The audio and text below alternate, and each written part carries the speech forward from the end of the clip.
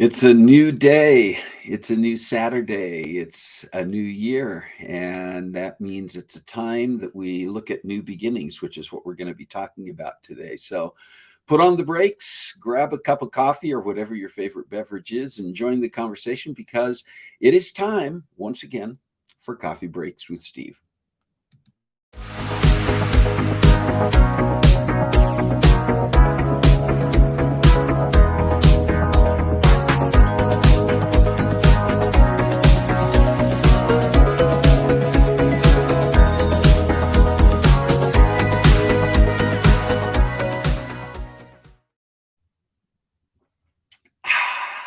I needed that.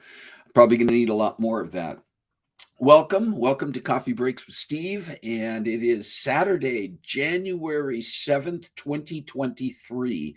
Trying to get my mouth used to saying 2023. And it's funny because over the years, and particularly when I was working full time, have to remind myself on memos and on, back in the day when we used to write a lot of checks. Now we do so much online through direct payment, but I would find that the first few weeks of the year, I was very conscious of it, and I would have no problem putting the new year on everything that I was writing or signing.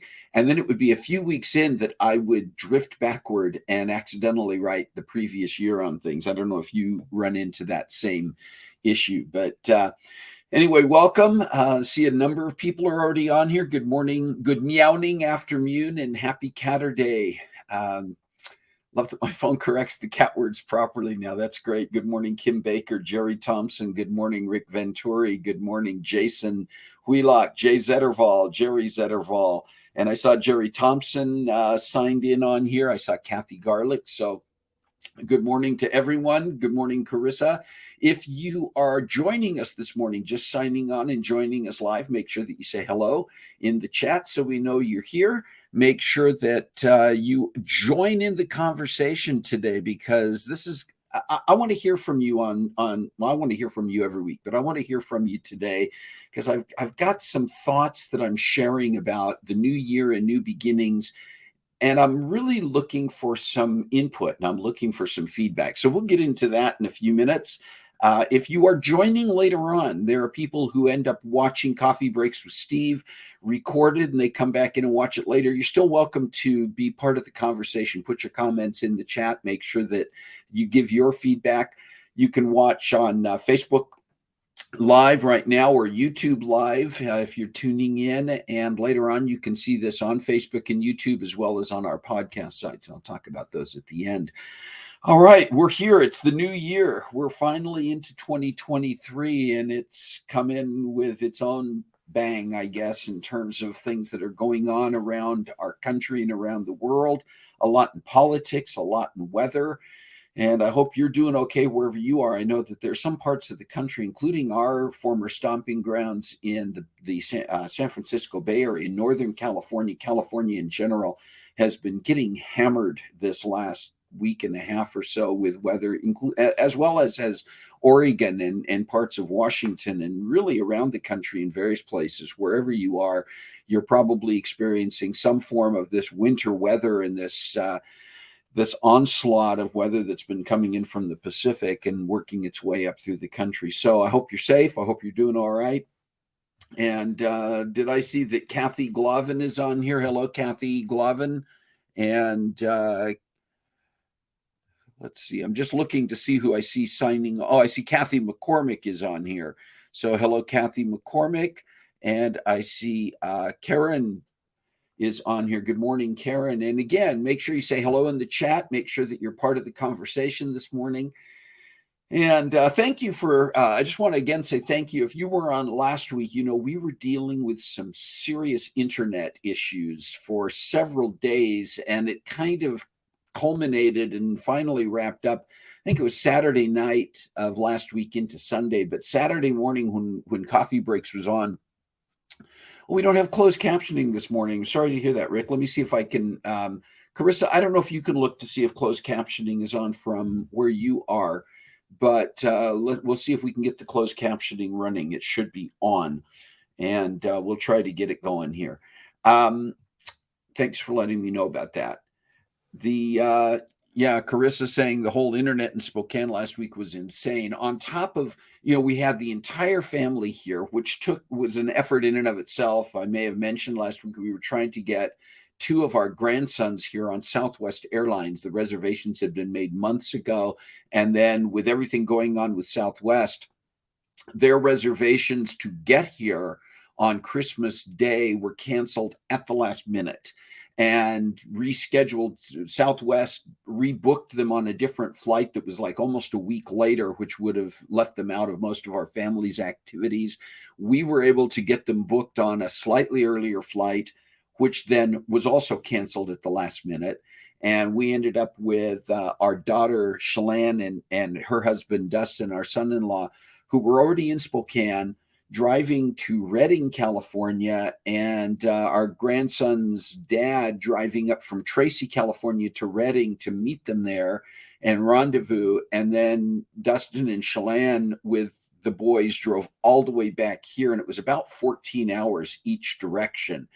And so it was just an ordeal. But then we get everybody here and we're dealing with internet issues, which restricted our being able to get online to do things, as well as, one of the things that we had planned. We had some movies that we wanted to watch together as a family that were streaming video. And that's also one of the ways you can keep the kids busy when you got things going on for several days, is put on a movie that the kids can watch. No, couldn't do that for a few days. So it was a little bit hectic and harried while we were together. But you know what? We had great activities. We had a great time as family. We enjoyed our celebrations and welcomed in the new year. And I hope you were able to do the same.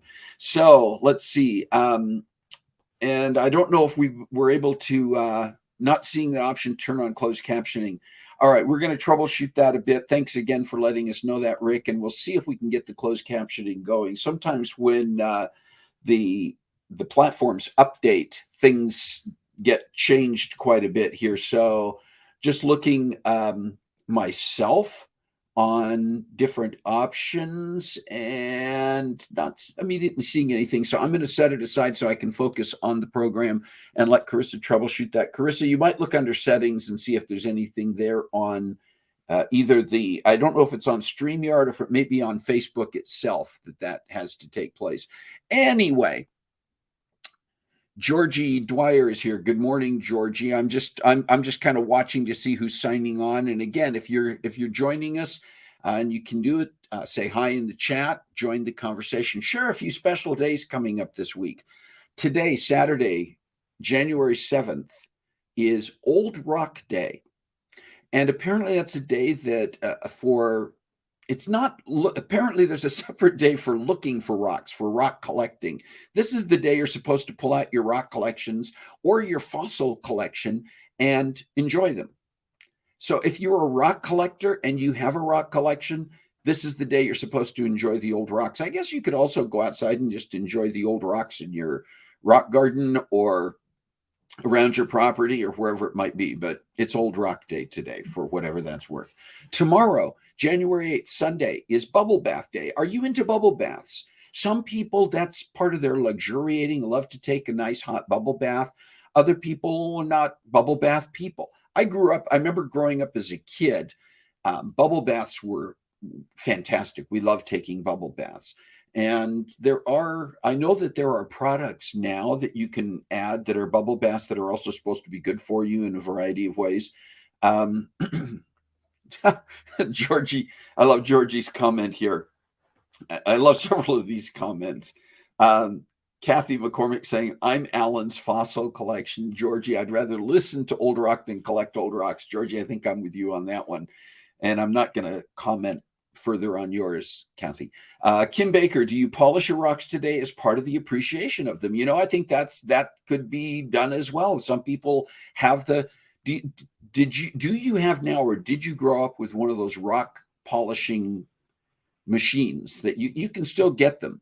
But I had one when I was a kid where there was like a sand or some kind of an abrasive that you added. It was a rock tumbler, I think is what they called them. And then you could put rocks in there, particularly if you had like an agate or something that already had an interesting design. It would polish the rocks. Then you had those cool polished rocks. So I think you could do that, Kim. I think that would be part of it. Jerry says, Jay is my fossil. Okay. I can see where we're going with this one. Bubble bath day. Okay, Tuesday, January 10th. We have several things there. It's bittersweet chocolate day. We have these various days that are about foods and things that we can eat. And chocolate seems to be one that comes up frequently, right? Different types of chocolate or different recipes with chocolate. Bittersweet chocolate, I don't think of as being one that you would just eat on its own. Some people might like bittersweet chocolate, but certainly bittersweet chocolate is an ingredient in some recipes. Are you a bittersweet chocolate fan? I know I'm more of a milk chocolate fan when it comes to just basic eating chocolates, but different people like to eat different types of chocolate. So are you a fan of bittersweet chocolate? And if so, how do you utilize it? What do you like to do? Do you just eat bittersweet chocolate? Do you put it in certain recipes, etc.? It's also on Tuesday, Houseplant Appreciation Day. So I will be the first one to admit I'm not great with houseplants. I've never had a real good green thumb. I know some of you out there do a great job with your houseplants. You know how to take care of them. You know how to nurture them. I've got one houseplant right now. It was given to me as a gift about a year ago. It's still alive. It's still doing okay. And I've still managed to keep up with its nutrition and well-being. It does have a name. And that's supposed to be part of it, is naming your houseplants, watering houseplants, talking to the houseplants, giving them the proper nutrition and sunlight that they need, etc. I do better with artificial houseplants. They just seem to survive longer for me. Houseplant Appreciation Day. How do you appreciate your houseplants? If you're a houseplant person, Carissa says we're silk plant people. I kind of am too. What else? Most of my California plants haven't survived the year here in the Midwest, despite being. Yeah, there is also a certain thing about there are certain regional plants that do better in certain parts of the country. And I think just like the rest of us, Kim, adjusting, you probably had to make your own adjustment from California to the Midwest. And so I can see how houseplants might struggle with Kathy McCormick. I'm Helen's houseplant. Oh my gosh, this is an interesting conversation today, and I love it. Speaking of which, the other thing that Tuesday is Peculiar People Day. And I'm almost afraid to comment on that. But yeah, the Bible even says that we are a peculiar people. If you are a God-fearing, Bible-believing person, you're a peculiar person. So here's to that. And I don't see Shalane on here, Rick, so it may be up to you to tell everybody to drink today. All right, Wednesday.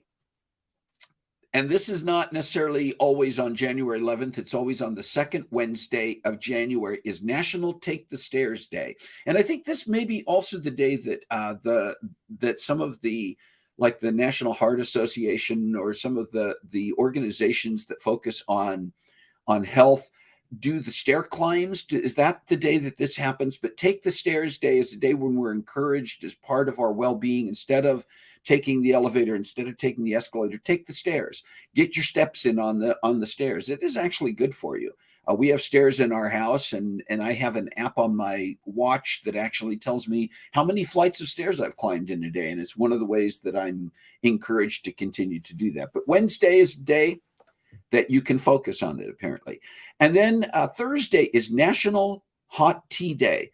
Now, here at Coffee Breaks with Steve, we are not biased, and we do acknowledge and applaud those who, instead of coffee, choose to drink their tea or other beverages. So National Hot Tea Day, I know we've got some tea drinkers who tune in, and so that's your day.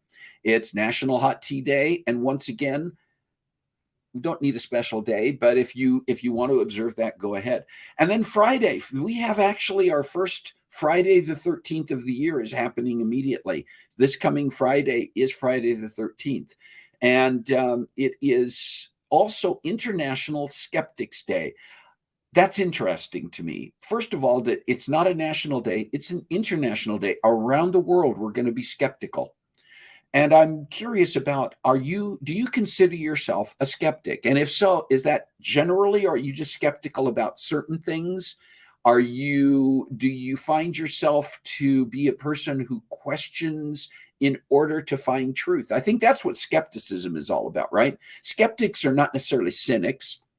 They're not necessarily deniers. They're people who don't necessarily take everything at face value.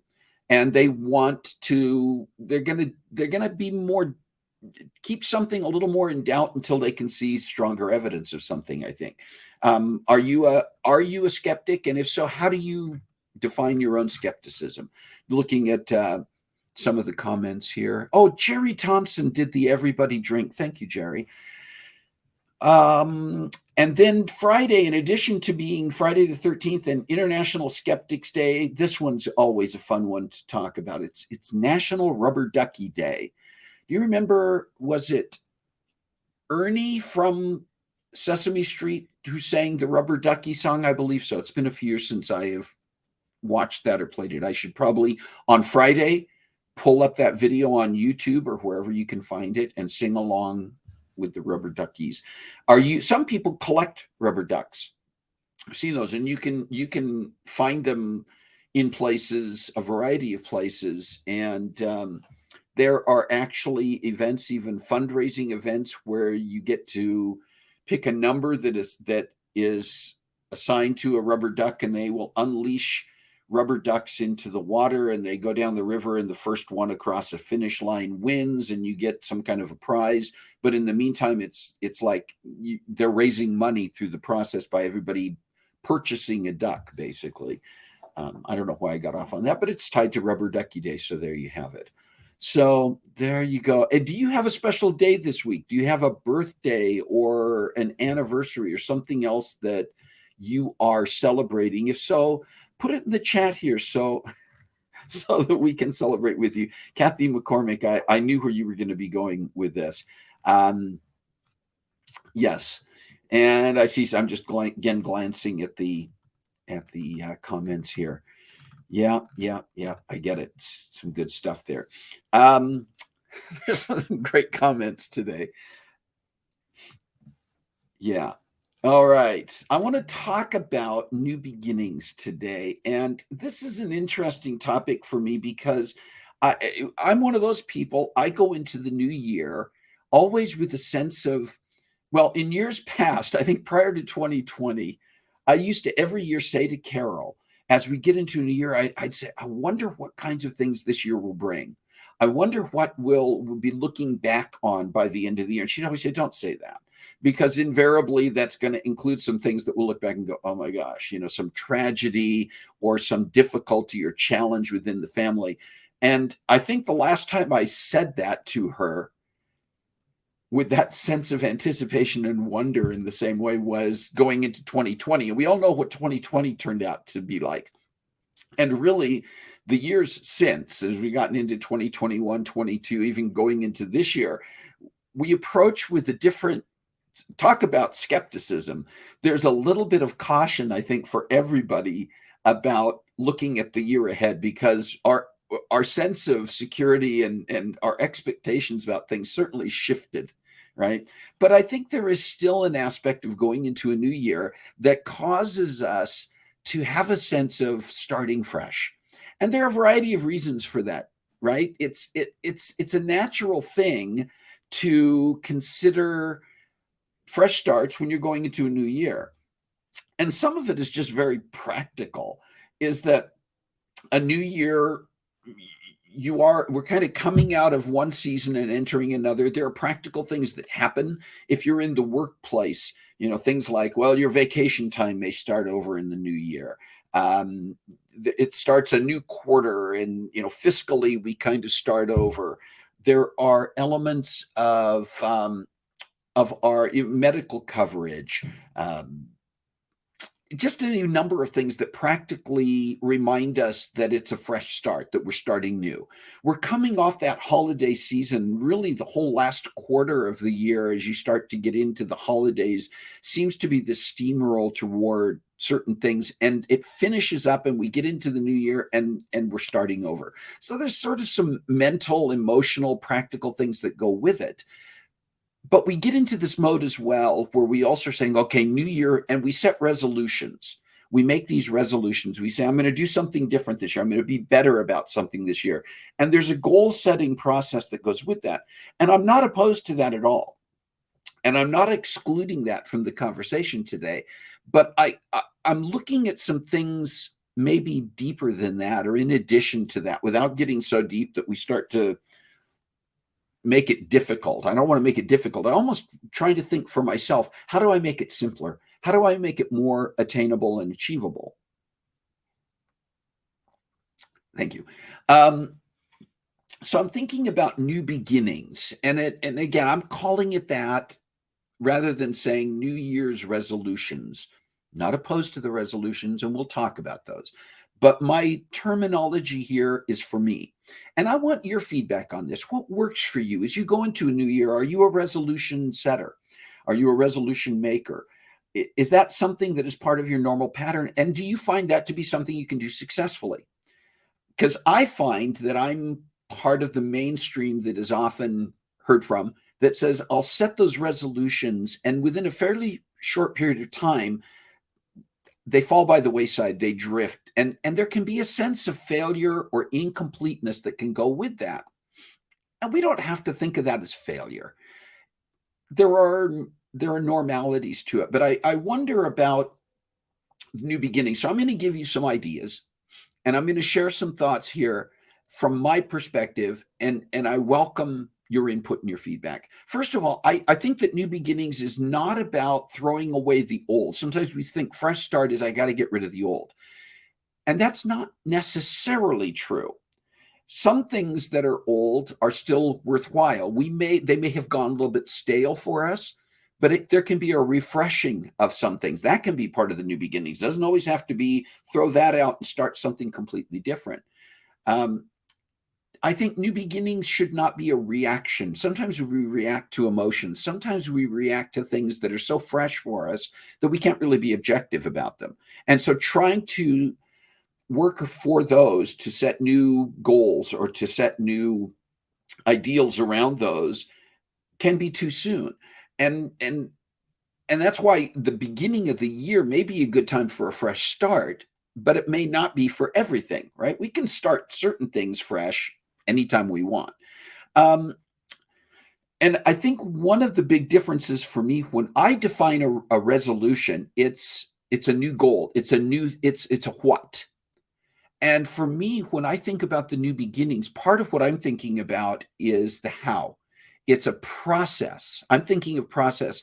How can I approach even things that I'm currently doing in a way that maybe are stagnating? Maybe I want to be able to be better at something. And instead of just the what I'm going to be better at, there is a process. How do I want to go about doing that? And sometimes even why. Because sometimes we need to be able to justify for ourselves why we're doing something. For me, I think principles remain constant. The principles around the things that we have established in our lives are going to be the same, and they don't change, but methods can change. And again, it comes back to the how and the why. How are we going about doing the things that we're doing? Last year was a year of tremendous transition for Carol and for me. We retired, we moved, we bought a house. Basically, last year was a year of starting fresh. And there were a lot of what's tied to that. But as I look back on that, there was a lot of how we were going to go about doing this that was part of the planning process and the preparation process, and even the transition itself, as well as the why. Why do that? Why now? Why the timing of that? And to me, those elements of starting fresh were as important, maybe more important than the things themselves. Because if we had simply decided on the things but hadn't really thought through the process, I don't think we would have done very well through last year at all. But I think sometimes, as I said before, it's not throwing out the old, but it's looking at things that already exist with a different perspective. Sometimes we just need to take things that are already present in our lives and take a step back. I'll talk in a minute about how I think some of that needs to work, but But sometimes you have to think about things that has something that you have been doing worked, and if so, is it if it has been, how can you continue forward with that so you don't lose momentum if it's something that's important? And if it hasn't been working, does that mean it's no good, or does that mean it's important to think about new approaches to the same thing? Maybe it's still worthwhile. Um, there can be the throwing out of old methods. Maybe throwing out's the wrong word, but if something is no longer useful in terms of the way that we're going about doing something, is it appropriate to change the way, to think about a different way of doing it? If you think about some of the practical things we do in life, um, even basics like house cleaning and housekeeping, which the yard work, that type of thing, we develop certain patterns of doing things that may work for a period of time, and then for any number of reasons, maybe they're not as effective or efficient as they used to be. And does that mean that the thing itself is no longer saying, I'm going to stop doing housework because I'm not getting it done as effectively or efficiently as I used to? No, we look at the method. We look at our approach to doing it, and we think about the changes we need to make in order to make that more effective. I also think that thinking about new beginnings, we have to consider taking on the attitude of a beginner. If we're doing things with a fresh beginning, then does that automatically mean we know everything or we're an expert? We're taking a step back to say, what do I need to learn along the way too? And we should always be learners. We should be lifelong learners, which includes the idea of admitting that we don't know it all. And sometimes even in things that we've been doing for a long, I've been doing coffee breaks with Steve now for, it'll be coming up on 4 years in a few months. But it has evolved over time, and I've continued to look at the methodology for this, and things have changed along the way. I can go back and look at the first few episodes that I did compared to now, and it looks much, much different. Does that mean that the first ones were no good, and or that there's something better now? I think it's better now, but some of that has come with practice, with evolution, with adjustments along the way, with feedback from people and input from people. And I think that's another part of this, considering yourself a beginner at times. And beginner doesn't always mean that you go back to not knowing anything, but it means that we take a step back and say, there are things I can learn. There are things that I can continue to grow in. And oftentimes that involves putting ourselves in the place, instead of considering ourselves to be the expert, is looking at other people who may have if not a different expertise or a greater expertise than us, a different perspective. Am I always going to be the teacher, or sometimes am I the student? Am I always going to be the mentor, or am I sometimes the mentee? And I think in our lives, there should always be a process in which our engagement with people around us in any relationship or any type of relationship should include people for whom we are the mentor or the leader at times, people with whom we are a peer, and people with whom we are the mentee, and we look to them for mentorship and leadership. And I think sometimes in that process of new beginnings, it's good to reassess some of those relationships too. And how do we interact with people? And I'm looking again at some of the comments here, and I'm going to go back and read more of them in detail later, because I do want your input on this. And I hope some of what I'm saying is making sense. I hope that this resonates in some way, but I also hope it challenges you, either in terms of how you view this and apply it to yourself, or how you would respond back to me with pushback. If you think of this in a completely different way, I want to hear that too. But I think some of the practical applications of this are not, sometimes in our New Year's resolutions, we're looking at habits, and we're looking at saying, I want to set aside a bad habit. We apply new habits from the perspective of what was bad. And that can be the case, but sometimes that in and of itself can become self-defeating, because all we're doing is trying to break something. We talk about breaking bad habits instead of making the focus and the priority instigating a new habit that counters that. All right. So instead of saying, "Oh, I want to cut sugar out of my diet," we approach it more effectively by talking about the things we want to start including that are healthy. I'm not saying it's bad to cut out the bad. I'm not saying it's wrong to cut out the bad, but sometimes our focus becomes all about what we're going to get rid of instead of what we're going to fill the space with, right? The idea that nature abhors a vacuum. If all we're doing is taking away, then we can end up really kind of pulling the rug out from under ourselves by not putting something positive in its place. Again, thinking out loud here. What about relationships? Relationships, we sometimes get in the mode, the same thing with relationships. All we do is think about, and there are toxic relationships. There are relationships in which boundaries need to be in place. Once again, it's good to truly assess relationships in terms of both sides to them. We can look at other people from the perspective of how we see them impacting our lives. But the reverse is also true. How much of the relationship process, good, bad, or otherwise, is our input, our investment? And that's worth looking at too. What about prioritizing, should say, priorities, setting priorities, and where necessary, creating boundaries, putting up the guideposts for things. And boundaries aren't always about relationships. Boundaries are about things that we want to make sure we're staying focused on. And I think that's important. And then benchmarks. Sometimes we set for ourselves these resolutions or new goals, and it's all about getting from A to Z, and we don't look at where we're going to be at B, C, D, and E, right? We need to have short-term goals that we can accomplish and celebrate in order to stay motivated. If it's all about reaching the end goal and it's taking us longer to get there, or we're running into challenges along the way, that can kill a motivation too. So there's just some practical application thoughts.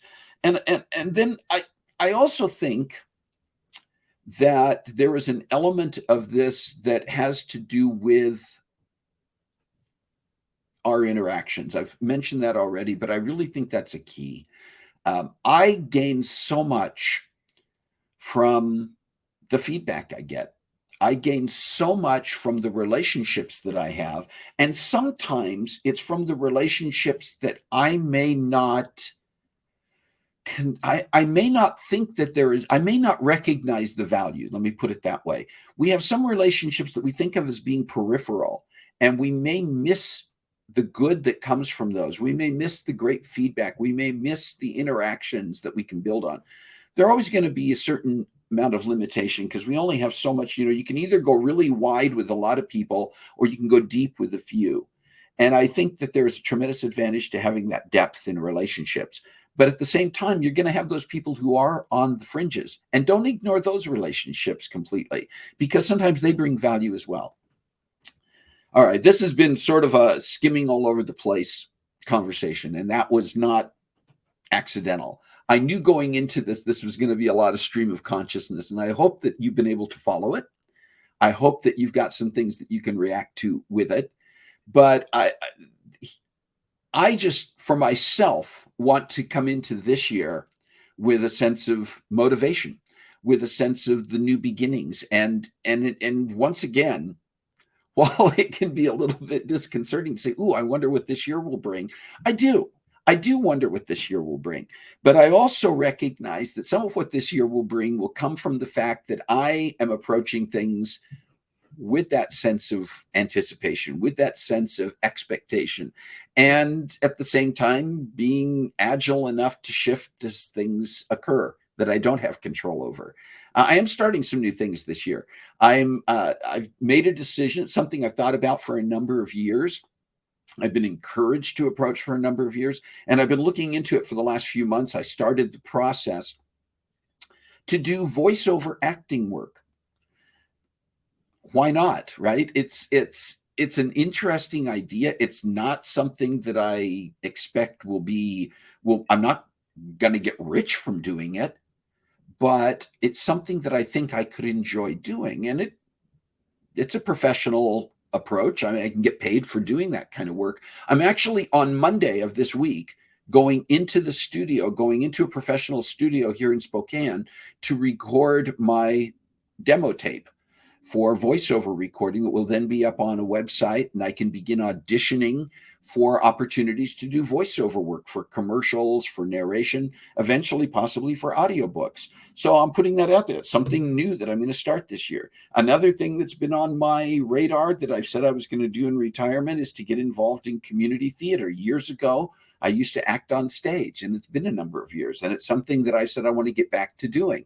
Is that a New Year's resolution? I'm not calling it that, but it is something that I want to approach this year and approach with a commitment, a sense of, but to do things, anything new or refreshing something, I think this is kind of my closing thought, is that we're going to always be more successful at doing things that we enjoy, doing things.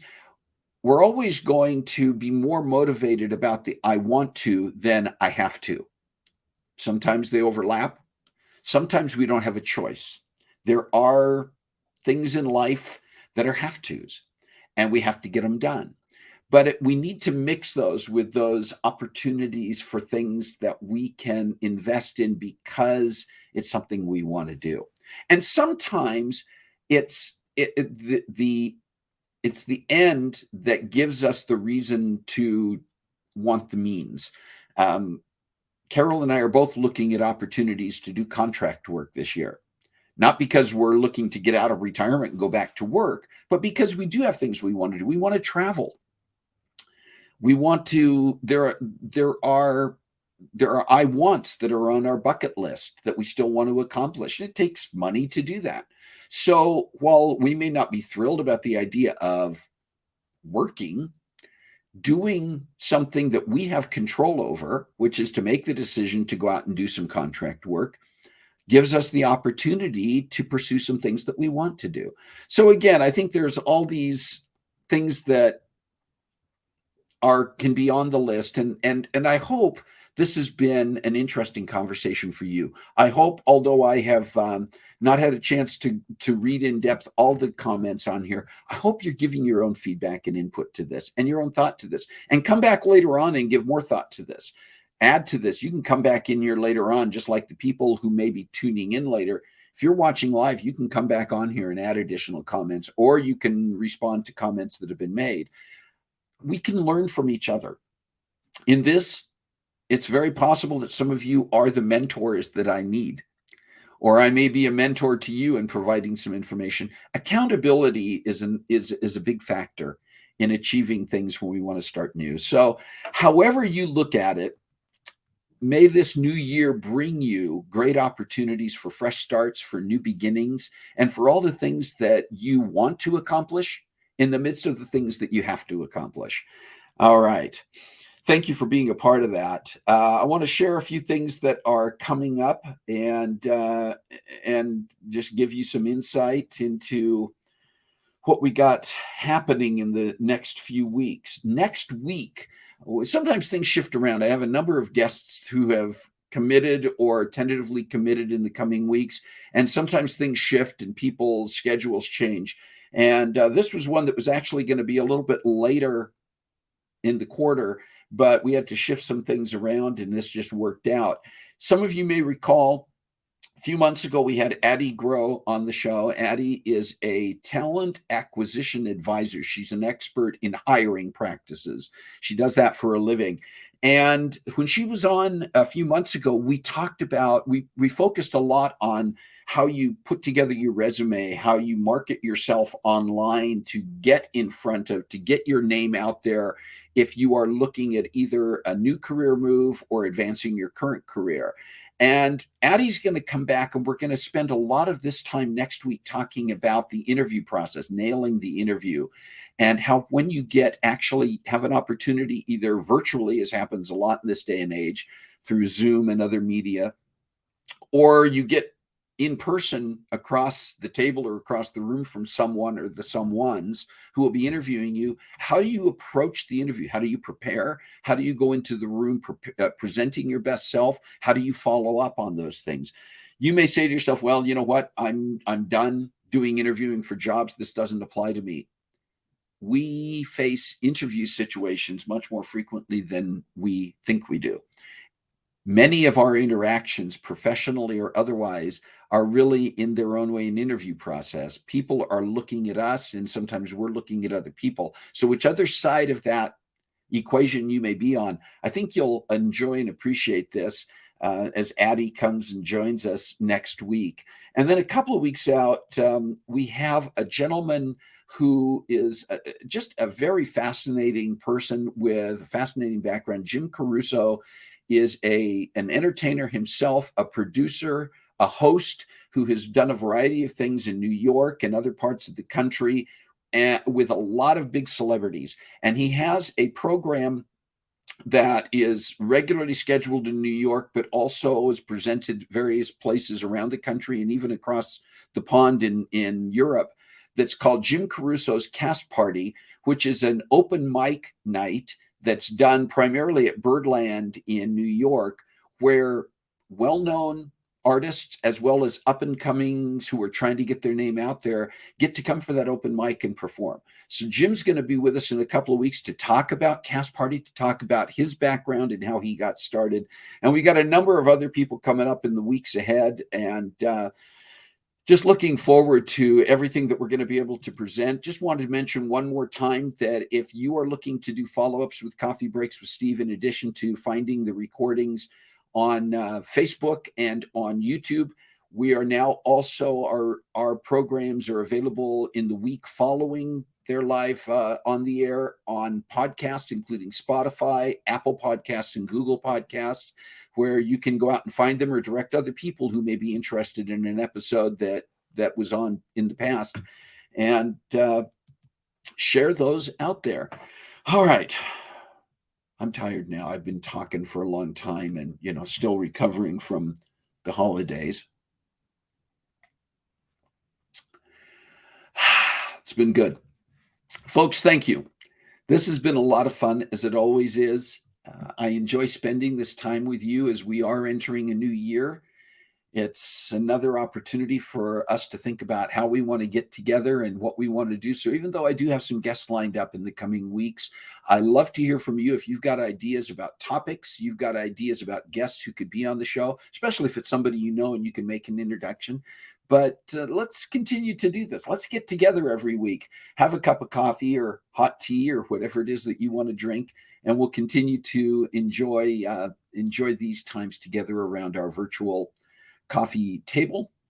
And remember again that you can go on the Coffee Breaks with Steve Roundtable, which is also on Facebook. It's a group on Facebook, and lots of times we will have follow-ups to the shows, additional information, additional questions that you can also be a part of. So all of that said, a new year, a new opportunity to invest ourselves in the things that we are doing for ourselves and for others, and another opportunity for us to say, find a way to make a difference in your world this week.